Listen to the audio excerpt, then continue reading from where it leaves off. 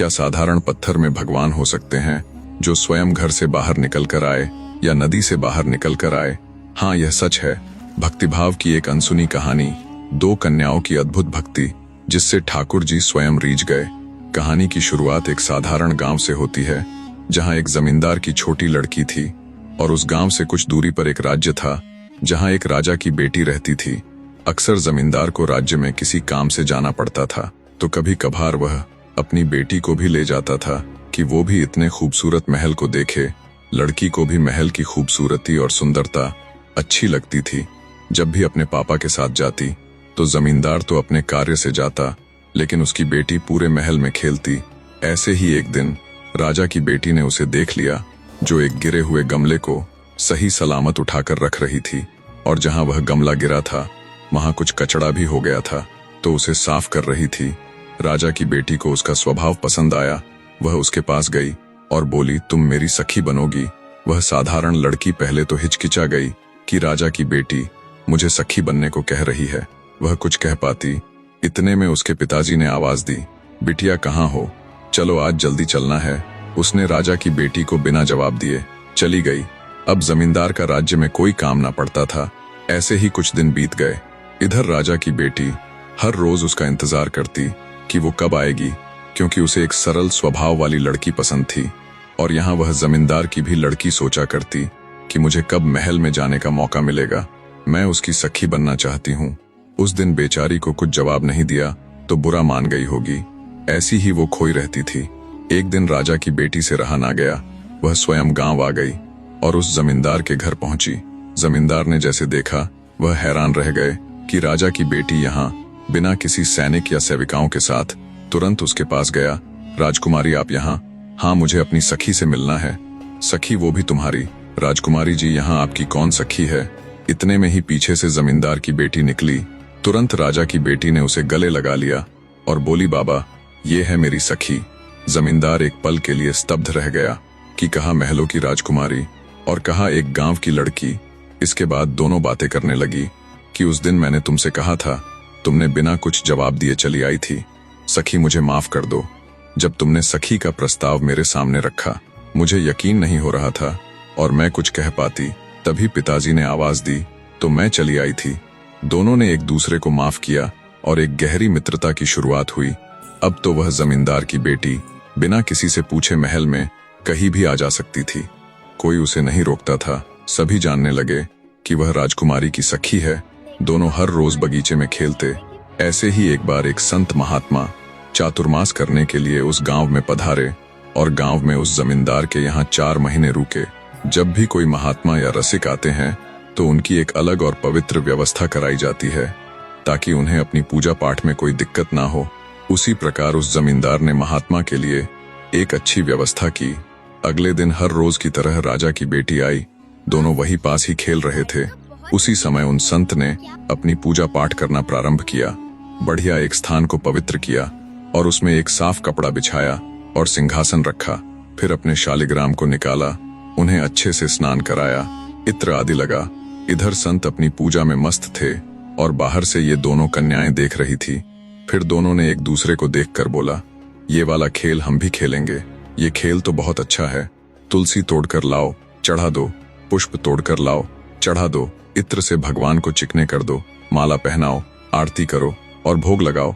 जैसे हम खाते हैं वैसे इन्हें खिलाओ। ये खेल बहुत अच्छा है, हम दोनों खेलेंगे। तभी एक बोली, पहले सीख तो ले, फिर खेला करेंगे। अब उन दोनों का यही नियम हो गया। जब संत अपनी पूजा में बैठते तो दोनों जाकर उन्हें देख देख कर सीखा करती। फिर दोनों बातें करती, आज ऐसी किया है, फिर ऐसा करना है। उन दोनों के 4 महीने देखने में ही निकल गए। अब 4 महीने बाद उन महापुरुष के जाने का समय हुआ। संत ने अपना सारा कुछ समेटना शुरू किया। सुबह सुबह दोनों लाली आई। देखा कि पर्दा निकाला जा रहा है, सिंहासन बंद किया जा रहा है, ठाकुर जी उठाकर बक्सा में रखे जा रहे हैं। दोनों रोने लगी। बोले, ये क्या हो रहा है? संत महात्मा जी बोले, लाली अब सेवा पूर्ण हुई, अब हम जा रहे हैं। दोनों कन्याएं फूट फूट कर रोने लगी। महाराज जी के सामने हाथ जोड़कर बोली, बाबा आप चले जाओ, पर अपने ठाकुर जी हमको दे जाओ। हमने पूरी सेवा सीख ली है। हम 4 महीने यही तो करते थे कि आप कैसे सेवा करते हो। महाराज जी ने सोचा, छोटी छोटी लाली है, ये कैसे करेंगे ठाकुर जी की सेवा। बाबा जी आपको यकीन ना हो, आप हमसे पूछ लो। सेवा की सारी प्रक्रिया, सुबह इतने बजे उठना है, फिर ठाकुर जी को दूध का भोग लगाना है, फिर गर्म जल से स्नान कराना है, फिर पवित्र वस्त्र से साफ करना है, फिर तुलसी अर्पित करना है, फिर भोग लगाना है। सब आता है हमको, आप अपने ठाकुर जी हमको दे जाओ। संत परेशान होने लगे कि अब क्या किया जाए। धीरे धीरे गांव के कुछ लोग आ गए। जब संत ने सारी बात बताई तो गांव के लोग उस जमींदार की बेटी को समझाने लगे, लेकिन कोई भी उस राजा की बेटी को नहीं समझा रहा था। संत बोले, आप लोग एक को समझा रहे हो, इस लाली को भी समझाओ। इतने में जमींदार वहां आ गया और बोला कि महाराज, ये मेरी बेटी है, इसे ना दो तो चलेगा, लेकिन दूसरी राजा की बेटी है, अगर इसे नहीं दिया आपने और अगर इसने जाकर अपने पिता से शिकायत कर दी तो आप भी जानते हैं राजा की कहां तक पहुंच है। अगला चातुर्मास देख नहीं पाओगे आप। और ये सभी इसे इसलिए नहीं समझा रहे हैं, यदि राजा को पता चला और राजा अगर इन्हें समझाया तो इन्हें ढूंढे धरती नहीं मिलेगी। महाराज जी सोचे, हम तो गलत फंस गए। जमींदार बोला, और सुनिए महात्मा जी, अगर आपने राजा की कन्या को दे दिया और मेरी कन्या को नहीं दिया तो इन दोनों में क्लेश होगा और इसके कारण हो सकता है कि राजा नाराज हो जाए और मुझे और मेरी बेटी को इस नगर से बाहर कर दे। महाराज जी, सब बिगड़ जाएगा, इसलिए इन दोनों को ठाकुर जी दे जाओ। तभी संत जी बोले, ये कोई खिलौना है, दे जाओ। 50 साल से सेवा कर रहा हूं इनकी, ऐसे कैसे दे जाऊंगा? तो फिर आप ही सोच लो क्या करना है। संत ने बैठकर कुछ देर विचार किया और फिर वह बाहर गए और शालिग्राम जैसे दिखने वाले 2 पत्थर ले आए और जल्दी से उन्हें तेल आदि लगाकर चिकना किया और तिलक लगाकर सिंहासन पर बैठा दिया और अपने शालिग्राम को एक सामान्य सी चौकी में रख दिया। इसके बाद दोनों कन्याओं को बुलाया और कहा, बेटा बताओ ठाकुर जी कहाँ है? एक बोली, वो ऊपर बैठे हैं। और ये कौन है? ये भी ठाकुर जी है। तभी महाराज जी बोले, नहीं, ऊपर वाले जो है वो ठाकुर जी है और नीचे सेवक है। अब बताओ, तुमको सेवक चाहिए या ठाकुर जी? दोनों बोली, नहीं नहीं, हमें तो ठाकुर जी चाहिए, सेवक नहीं चाहिए। तो सेवक मैं ले जाऊं? हाँ, आप ले जाओ। तब जाकर संत को जी में जी आया। हालांकि गांव के सभी जानते थे कि महात्मा जी ने अपनी चतुराई दिखाई है। जमींदार बोला, वाह महात्मा जी, अपने अच्छी बुद्धि युक्ति लगाई है। सामान्य से पत्थर दोनों कन्याओं को दे दिया। जैसे ही महात्मा जी जाने लगे तभी कन्याएं बोली, इनका नाम क्या है? तांगा में बैठे बैठे बोल दिया, शिलपिल्ले भगवान। अब आप सोच कर देखो, ना कोई संप्रदाय है, ना कोई पद्धति है, ना किसी प्रकार का क्रम है और ना ही भगवान असली है, केवल सामान्य गली का पत्थर है। अब यहाँ दोनों कन्याओं को भगवान मिल गए। उनके चेहरे पर बड़ी प्रसन्नता थी, जैसे उन्हें उनके प्राण मिल गए हो। अब जो जमींदार की बेटी थी वो अपना घर में उनकी सेवा करती और जो राजा की बेटी थी वो अपने राजभवन में सेवा करती। और जब भी दोनों मिलते तो अपने अपने शिलपिल्ले भगवान की बातें किया करते। आज तुमने क्या खिलाया? आज मैंने खीर का भोग लगाया है और मैंने गुड़ का भोग लगाया है। और भी खूब सारी बातें करती और दोनों बड़ी प्रसन्न रहती थी। इधर जमींदार का जो छोटा भाई था वो अपने बड़े भाई यानी जमींदार से वैर माना करता था। जब उसकी नीयत काफी बिगड़ गई तो उसने सही मौके का इंतजार करने लगा। उसका इरादा था कि भाई का सारा धन चोरी करूंगा। इसके लिए उसने कुछ चोरों को भी बुलाया जिससे काम जल्दी और सफाई से हो जाए। ठीक कुछ दिन बाद जमींदार को किसी काम से दूसरे गांव जाना था। उसी दिन छोटे भाई ने अपने चोरों तक संदेश पहुंचा दिया कि आज हर हाल में सामान चोरी करना है। अब चोर बड़ी सफाई से घर के अंदर घुसे और जब वह सामान चोरी कर रहे थे तो चोरी के साथ साथ उन्होंने बेटी के शिलपिल्ले भगवान भी चोरी कर लिया। जैसे ही सुबह जमींदार घर में प्रवेश हुआ तो यहाँ सभी रो रहे थे। उसने जाकर देखा तो उसकी पत्नी ने सारा वृत्तांत बताया कि कल रात घर से सामान चोरी हो गया है। सभी अपने अपने कीमती सामान को लेकर दुखी हो रहे थे, लेकिन उसकी बेटी अपने शिलपिल्ले भगवान को लेकर बड़ी दुखी थी। उन्होंने कुछ खाया नहीं होगा, सुबह से भूखे बैठे होंगे बेचारे। सुबह से उठते ही दूध पीते हैं, आज पता नहीं कहाँ चले गए। पिताजी मेरे शिलपिल्ले भगवान लाओ, कह कह कर रो रही थी। जमींदार को पहले से ही पता था कि वो एक सामान्य पत्थर है, लेकिन बेटी दुखी ना हो इसलिए उसे कुछ कह नहीं रहा था। लेकिन यहाँ आज सामान चोरी हो गया और उसे पत्थर की पड़ी है, उसलिए हल्का क्रोध में अपनी बेटी से बोला, यहाँ कीमती सामान चोरी हो गया है, तुझे वो पत्थर की पड़ी है। पिताजी पत्थर नहीं है, वो शिलपिल्ले भगवान है। मैं उन्हें खाना खिलाती हूँ, वो मुझसे बात करते हैं। किसी ने उसकी बात नहीं सुनी। अब यहाँ 2-3 दिन बीत गए। परिवार का जो धन के प्रति कष्ट था वो थोड़ा थोड़ा कम हो गया था, लेकिन उस कन्या का हाल बेहाल था। ना कुछ खाए ना पिए। सभी उसे मनाते, लेकिन बोली कि मैं प्राण त्याग दूंगी अगर मेरे भगवान नहीं आए तो।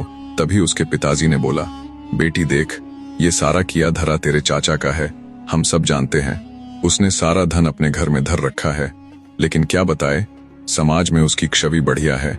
लोग मानेंगे नहीं, सभी चोरों का इल्जाम लगा रहे हैं, लेकिन तू तो उसकी भतीजी है। तू जा घर चली जा और बोल दे कि कुछ दो या ना दो, लेकिन मेरे भगवान दे दो।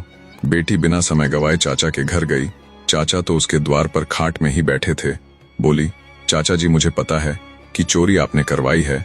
ये सुनते ही चाचा क्रोध में आग बबूला हो गया। तुझे किसने कहा मैंने चोरी की है? बेटी बोली, मैं आपको दोष देने नहीं आई हूँ, मेरे शिलपिल्ले भगवान है उसमें, आप उन्हें दे दो, बाकी कुछ दो या मत दो।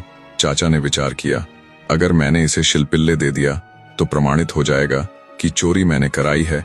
तभी उन्होंने मजाक में बोला कि तेरे भक्ति बहुत है और तू अपने घर से चलकर आई है, तो बुला ले अपने शिलपिल्ले भगवान को। अगर घर में होंगे तो चलकर आ जाएंगे, इतना तो कर ही सकते हैं। अब उस कन्या की भक्ति की पराकाष्ठा थी। उसने अपनी भुजाओं को फैलाया और नेत्र सजल भाव से, शरीर कांप रहा है, और भाव के साथ बोली, हे मेरे शिलपिल्ले भगवान, अगर मैं भाव के साथ आपकी सेवा की हो। उस छोटी कन्या के इतना कहते ही एक अद्भुत चमत्कार हुआ। वह सामान्य सा पत्थर खुद चलकर आया और उस कन्या के हृदय से लग गया। उधर खड़े कुछ लोग और उसका चाचा ये देख भौंचक्का रह गए। उसके चाचा को अपनी आंखों में यकीन नहीं हो रहा था। एक पत्थर निकल कर आया और कन्या के गले लग गया। तुरंत अपनी भतीजी के चरणों में झुक गया और बोला, जिस घर में ऐसी भक्त कन्या है उस घर से मैं विद्रोह मान रहा हूँ। उसने अपनी भतीजी से क्षमा मांगी और तुरंत सारा धन लेकर गया और अपने भैया को दिया और भैया को सारी बात बताई। ये सुनते ही जमींदार और उसकी पत्नी दोनों हैरान रह गए। अभी तक जिसे एक सामान्य पत्थर समझ रहे थे, तब उनको विश्वास हुआ कि ये तो साक्षात्कार परमात्मा है। इसके बाद सभी सुख पूर्वक रहने लगे। अब यहाँ कुछ समय बाद राजकन्या भी विवाह के योग्य हुई, तो राजा ने एक राजकुमार को नियुक्त किया। अगले दिन राजकुमार सहित सभी महल में पधारे। तभी राजकुमारी ने सभी के सामने यह प्रस्ताव रखा कि मैं विवाह के साथ अपने शिलपिल्ले भगवान को ले चलूंगी। ये बात सुनते ही जिस राजकुमार से विवाह हो रहा था वो बहुत जोर हंसा। उसका ऐसा हंसना राजकुमारी को खटक गया कि मैं इससे ब्याह तो करूंगी, लेकिन इसके साथ रहूंगी नहीं। मेरे ठाकुर जी की हंसी उड़ा रहा है। इसके बाद सभी ने कहा, ठीक है, आप ले चलना अपने शिलपिल्ले भगवान को। समय अनुसार शुभ मुहूर्त आया और दोनों का विवाह संपन्न हुआ। जब राजकुमारी रानी बनकर पालकी में बैठकर जा रही थी, तो ऐसे ही एक जगह रुके कि थोड़ा भोजन पानी कर लिया जाए। यहाँ सभी भोजन कर रहे थे। उधर पालकी में बैठी राजकुमारी भगवान से बात कर रही थी कि भूख लगी है, कुछ खाओगे? अरे आज तो बहुत थक गए होंगे आप, अभी कुछ समय में हम लोग पहुंच जाएंगे, तो मैं वहां पवित्र प्रसाद बनाकर आपको खिलाऊंगी। ऐसे रास्ते में नहीं खाते, क्या पता किसका जूठा कूठा हो। राजकुमारी ऐसी ही अपने शिलपिल्ले भगवान से बातें कर रही थी। इधर राजकुमार ने सोचा, सभी लोग व्यस्त है, मैं जाकर पालकी में बैठूं, थोड़ा बात तो करूं अपनी पत्नी से।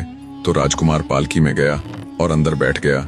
बोला, क्या बड़बड़ा रही थी तुम, किससे बात कर रही थी? तभी हल्की स्माइल के साथ उसने डलिया में रखे शिलपिल्ले भगवान को दिखाया। बोली, मेरे प्राणनाथ, मेरे जीवन नाथ, मेरे सर्वस्व शिलपिल्ले भगवान से बात कर रही थी। तभी राजकुमार बोला, तू सुन, ये कुछ भी बोला कर, पर ये प्राणनाथ ना बोला कर। तेरा प्राणनाथ मैं हूँ। 7 फेरे होने के बाद जीवन भर तेरा प्राणनाथ मैं रहूंगा। ये पत्थर को प्राणनाथ ना बोला कर। ये सुनते ही राजकुमारी तो पहले से ही चिड़ी बैठी थी। क्रोध में आकर बोली, तुम कैसे प्राणनाथ हो सकते हो? तुमको अपने प्राणों के बारे में पता है? तुम्हें पता है कि तुम्हारे प्राण कब चले जाएं? तुम मेरे प्राणनाथ कैसे हो सकते हो? अरे ये संसार समाज है, विवाह करना पड़ता है कन्या को। तुमसे ब्याह कर लिया है मैंने, यही सौभाग्य समझो। और हाँ, वास्तव में तो मेरे शिलपिल्ले भगवान तुम पर कृपा करने को जा रहे हैं। मेरे तो प्राणनाथ मेरे शिलपिल्ले भगवान है। ये सब सुनने के बाद राजकुमार को बहुत क्रोध आया और उसने वह शिलपिल्ले भगवान को लिया और सरोवर में फेंक दिया। बोले, ले तेरे शिलपिल्ले भगवान पानी में डूब गए, अब बुला ले उनको। ये देखकर राजकुमारी रोने लगी और दौड़कर सरोवर की तरफ भागी कि मैं अपने प्राण त्याग दूंगी। तुरंत राजा रानी ने अपनी बहू को पकड़ा, लेकिन राजकुमारी रो रो कर कहे कि मेरे प्राण चले गए, अब मैं जीवित नहीं रह सकती। तभी राजकुमार पीछे से बोल पड़ा, उनमें तो तेरे प्राण थे, वो तेरे प्राणों की रक्षा करते हैं ना। तूने इतना किया उनके लिए, तूने इतनी सेवा की उनकी, आज वो तुझसे दूर चले गए, उनका इतना तो फर्ज बनता है कि वो स्वयं चलकर तेरे पास आ जाए। अगर असली में उस पत्थर पर भगवान होंगे तो आ जाएंगे। यहाँ पर अब राजकुमारी की भक्ति की परीक्षा थी, उसे अपनी भक्ति को सिद्ध करना था। अब उसने भक्ति भरी पुकार के साथ बोली, हे मेरे शिल्पिल्ले भगवान, अगर मैंने आपकी बड़े भाव के साथ सेवा की हो और सेवा में कोई चूक ना रही हो तो कृपा करके आप मेरे पास आ जाओ। यहाँ वही चमत्कार हुआ, सरोवर से वह शिल्पिल्ले भगवान अपने आप बाहर आए और उस राजकुमारी के हृदय से लग गए। ये अद्भुत दृश्य को जैसे सभी ने देखा, एक पल के लिए सभी स्तब्ध रह गए। राजकुमार दौड़कर अपनी पत्नी के पास गया और घुटने टेक कर बोला, हे देवी, मुझसे बहुत बड़ा अपराध हो गया है। मैंने तेरे भगवान को केवल एक पत्थर की दृष्टि से देखा, कृपा करो देवी, मुझ पर कृपा करो। राजकुमार रोए जा रहा था।